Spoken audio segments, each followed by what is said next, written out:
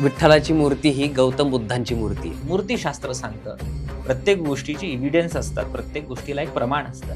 परमेश्वराच्या हातामध्ये एका साईडला पांचजन्य शंख आहे. पांचजन्य शंख हा बुद्धांच्या हातात होता का? नाही. नव्हता. विठ्ठलाच्या डोक्यावरती तुम्हाला शिवलिंग दिसेल.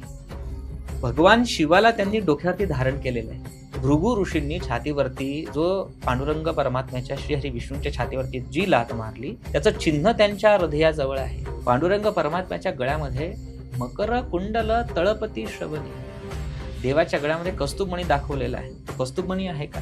इव्हन पांडुरंगाची जी नाभी आहे ही खोलवर दाखवली, जी सृष्टीची रचना तिथून झाली हे असं त्याचं प्रमाण आहे. त्यांच्या बरोबर पायाखाली एक काठी आहे की जो गोपाळांची जो धेनू चालत असताना जो कठेवरती हात ठेवून उभा राहिला तोच पांडुरंग परमात्मा आहे.